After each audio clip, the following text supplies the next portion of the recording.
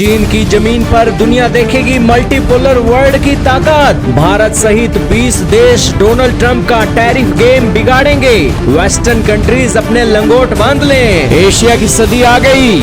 जी हाँ दोस्तों, युगों के युग बीत गए। वेस्टर्न कंट्रीज ने एशिया के अंदर सिर्फ और सिर्फ गुलाम बनाए।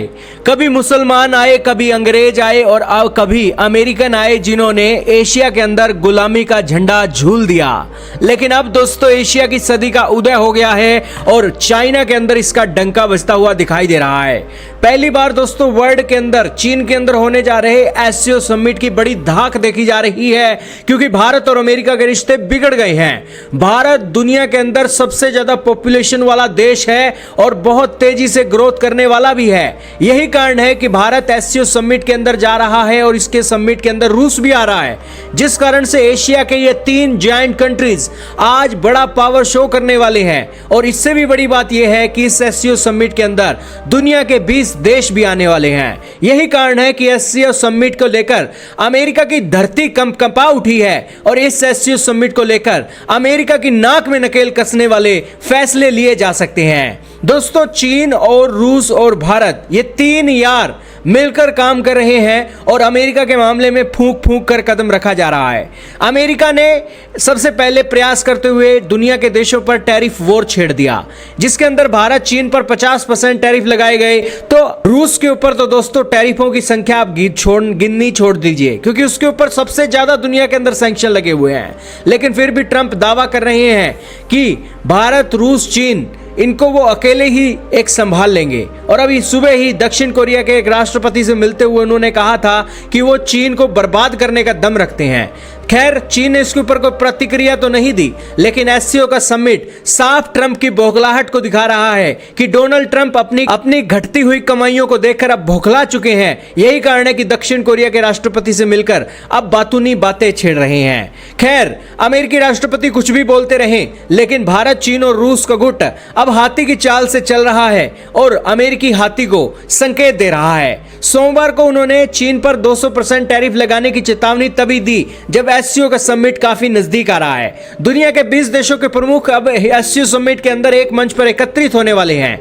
ये एससीओ का समिट 20 देशों के साथ जो होगा, ये वेस्टर्न कंट्रीज के G20, G7, United nation, IMF से लेकर बड़े बड़े संगठनों को संकेत है कि आपकी मोनोपोली अब नहीं चलेगी। दुनिया के अंदर अब बहुत बेहतरीन ऑप्शन आ चुके हैं और दुनिया मल्टीपोलर वर्ल्ड के लिए आगे बढ़ चुकी है और उसका पहला कदम ग्लोबल साउथ के अंदर भारत ने उठाया है, चीन के साथ दोस्ती बढ़ाकर। यही कारण है कि इस समिट के अंदर रीढ़ की हड्डी भारत ही है। संभावना है कि चीन की धरती से अमेरिकी टैरिफ मिसाइल का करारा जवाब दिया जाएगा। इस शक्ति प्रदर्शन में पीएम मोदी और रूस के राष्ट्रपति व्लादिमीर पुतिन भी शामिल होने वाले हैं। दोस्तों, अमेरिका की तनाव तब देखा जाएगा जब 20 दिग्गज एक साथ नजर आ जाएंगे। एससीओ शिखर सम्मेलन की मेजबानी चीनी राष्ट्रपति शी जिनपिंग कर रहे हैं। इस दौरान सभी सदस्य देश एक संयुक्त घोषणा पत्र पर हस्ताक्षर कर सकते हैं।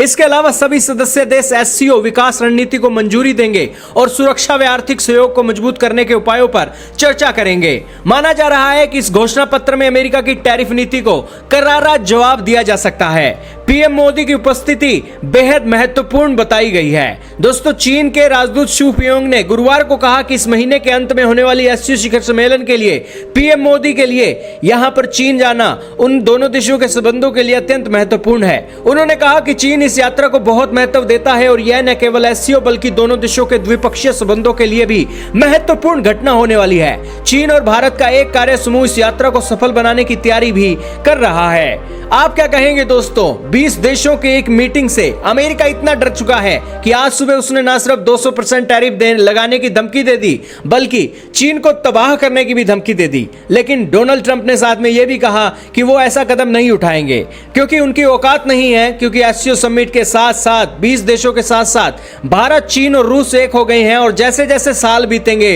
वैसे वैसे मल्टीपोलर वर्ल्ड भी अस्तित्व में आ जाएगा और अमेरिका की नाक में नकेल भी कस दी जाएगी।